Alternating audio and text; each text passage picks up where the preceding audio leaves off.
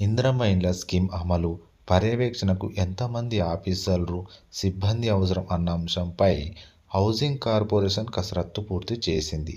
ప్రతి జిల్లాకు executive engineer, 2 నియోజకవర్గాలకు ఒక డిప్యూటీ ఇంజనీర్, ప్రతి నియోజకవర్గానికి ఒక ఎగ్జిక్యూటివ్ ఇంజనీర్తో పాటు టెక్నికల్ వర్క్ ఇన్స్పెక్టర్ నియమించాలని నిర్ణయించింది.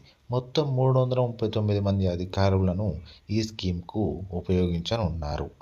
అయితే ముందుగా ఈ వివరాలను సీఎం రేవంత్ రెడ్డి, మంత్రి పొంగులేటి శ్రీనివాసరెడ్డికి పంపుతారు. వారు ఆమోదించాక సీఎస్ శాంతికుమారి జిల్లా కలెక్టర్లకు పంపుతారు. ఈ నెలాఖరులోగా ప్రాసెస్ పూర్తవుతుందని ఉన్నతాధికారులు చెబుతున్నారు. మాతృశాఖకు కార్పొరేషన్ అధికారులు, ప్రభుత్వ శాఖలు, కార్పొరేషన్లో డిప్యూటేషన్పై పనిచేస్తున్న హౌసింగ్ కార్పొరేషన్ ఉద్యోగులు తిరిగి తమ మాతృశాఖలో జాయిన్ అయ్యారు. నియోజకవర్గాలు, మండలాల్లో త్వరలో వీరికి పోస్టింగ్ ఇవ్వనున్నారు.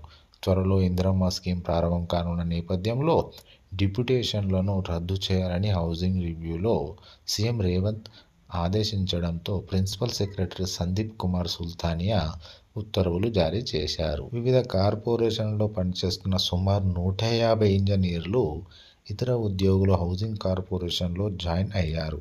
నియోజకవర్గాలు, మండలాల్లో ఇందిరమ్మ స్కీమ్ అప్లికేషన్లు, లబ్ధిదారుల ఎంపికలో ఇతర శాఖల అధికారులతో సమన్వయం చేసుకోనున్నారు.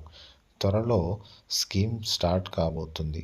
అయితే సొంత జాగా ఉండి ఇల్లు లేని పబ్లిక్కు 100% సబ్సిడీతో ప్రభుత్వం ఇందిరమ్మ స్కీమ్ కింద ఇల్లు శాంక్షన్ చేయనుంది. ఇందుకు 4 దశల్లో 5 లక్షలను లబ్ధిదారుని బ్యాంకు ఖాతాలో బదిలీ చేయనుంది.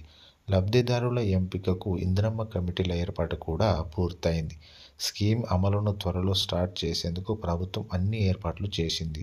స్కీమ్కు ఇతర శాఖల ఇంజనీర్ల సేవలు ఇందిరమ్మ పథకం అమలు కోసం ప్రభుత్వం హౌసింగ్ కార్పొరేషన్ను నోడల్ ఏజెన్సీగా నియమించింది.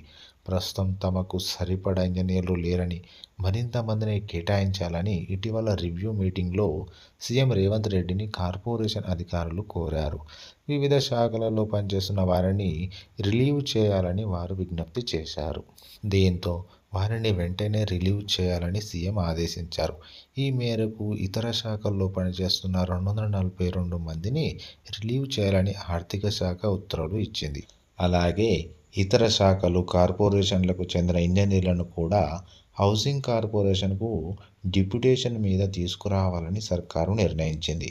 అయితే కీలక శాఖలైన irrigation, Panchayati Raj, R and B, public health, municipal, Mission Bhagiratha కాకుండా ఇతర కార్పొరేషన్లలో ఉన్న ఇంజనీర్ల వివరాలను మాత్రమే తీసుకోవాలని ఆదేశించింది.